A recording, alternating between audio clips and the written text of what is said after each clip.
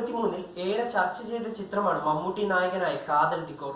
പ്രമേയത്തിന്റെ കാതലാണ് ഈ ചിത്രത്തെ വേറിട്ടതാക്കിയത്. കാലിക പ്രസക്തിയുള്ള പലരും ചർച്ച ചെയ്യാൻ മടിക്കുന്ന ഒരു പ്രമേയത്തെ തികഞ്ഞ കൈയടക്കത്തോടെ സംവിധായകൻ ജിയോ ബേബി ഒരുക്കി.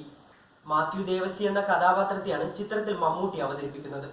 മമ്മൂട്ടിയുടെ നിർമ്മാണ കമ്പനിയായ മമ്മൂട്ടി കമ്പനിയാണ് ചിത്രം നിർമ്മിച്ചത്. ചിത്രത്തെയും ചിത്രത്തിലെ മമ്മൂട്ടിയുടെ പ്രകടനത്തെയും പ്രശംസിച്ച് ദ ന്യൂയോർക്ക് ടൈംസിൽ വന്ന ലേഖനം ഏറെ ശ്രദ്ധിക്കപ്പെട്ടു. മലയാള സിനിമയെ സംബന്ധിച്ചിടത്തോളം വലിയ നേട്ടമാണിത്. ചെറിയൊരു പ്രാദേശിക ഭാഷയിലെ ചെറിയൊരു ചിത്രത്തെക്കുറിച്ച് ഒരു അന്തർദേശീയ മാധ്യമം ലേഖനം എഴുതുന്നത് ചെറിയ കാര്യമല്ല. പാട്ടും നൃത്തവുമില്ലാത്ത ഇന്ത്യൻ സിനിമ, കാർ ചേസുകളും സ്റ്റണ്ടുകളുമില്ല, പുരുഷന്മാർ ദുർബലരാണ്, അവർ കരയുന്നു എന്ന് പറഞ്ഞുകൊണ്ടാണ് ലേഖനം തുടങ്ങുന്നത്. കാതൽ ദിക്കോർ എന്ന സിനിമ വാണിജ്യ വിജയവും നിരൂപക പ്രശംസയും നേടി. മലയാളത്തിലെ ഏറ്റവും വലിയ താരങ്ങളിൽ ഒരാളാണ് സ്വവർഗാനുരാഗിയായ വേഷം സ്വീകരിച്ചതെന്നും ലേഖനത്തിൽ പറയുന്നു. മലയാള സിനിമയിൽ നാഴികക്കല്ലുകളായ നിരവധി ചിത്രങ്ങളുടെ ഭാഗമായിട്ടുള്ള നടനാണ് മമ്മൂട്ടി.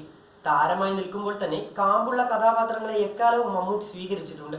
അത്തരം ചിത്രങ്ങളുടെ ഭാഗമായിട്ടുണ്ട്. ഇത്തരത്തിൽ നിരവധി ഉദാഹരണങ്ങൾ നിരത്താൻ കഴിയും.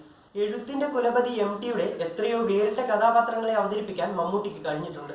വടക്കൻ വീരഗാഥയിലെ ചന്തുവും പഴശ്ശിരാജാവും സുഹൃതത്തിലെ കഥാപാത്രവും ഉൾപ്പെടെ പട്ടിക നീളും. ആലീസിന്റെ അന്വേഷണം പോലെയുള്ള ഓഫ് ബീറ്റ് ചിത്രങ്ങൾ ഒരുക്കിയ TV ചന്ദ്രന്റെ പൊന്തൻമാടയിലെ മാട മമ്മൂട്ടിയുടെ കരിയറിലെ മികച്ച വേഷങ്ങളിൽ ഒന്നാണ്.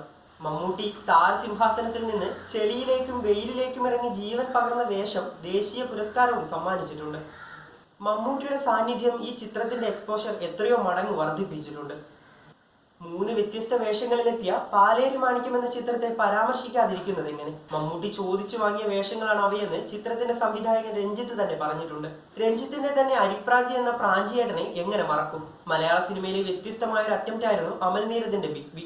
ഒരു വാണിജ്യ ചിത്രത്തിലെ കഥാപാത്രം എന്നതിനപ്പുറം മമ്മൂട്ടിയുടെ ബിലാലിന് പ്രത്യേകതകൾ ഏറെയുണ്ട്. ചിത്രത്തിലുടനീളം കഥാപാത്രത്തിന്റെ തുടർച്ച ചോർന്നു പോകാതെ ബിലാലിനെ മമ്മൂട്ടി അവതരിപ്പിച്ചു. ഈ ചിത്രവും മലയാള സിനിമയിൽ വഴിത്തിരിവുണ്ടാക്കി. പോസ്റ്റ് കോവിഡ് കാലത്ത് പുറത്തു വന്ന റോഷാക്കും നൻപകൽ നേരത്തെ മയക്കവും കണ്ണൂർ സ്ക്വാഡും എല്ലാം മമ്മൂട്ടിയുടെ കഥാപാത്രങ്ങൾക്കൊപ്പം മികച്ച ചിത്രമെന്ന അഭിപ്രായം സ്വന്തമാക്കി. പ്രകടനം തേച്ചുമിനുക്കി മികച്ച ചിത്രങ്ങളും കഥാപാത്രങ്ങളുമായി മമ്മൂട്ടി വീണ്ടും എത്തും. മമ്മൂട്ടി ഇനിയും വിസ്മയിപ്പിക്കും.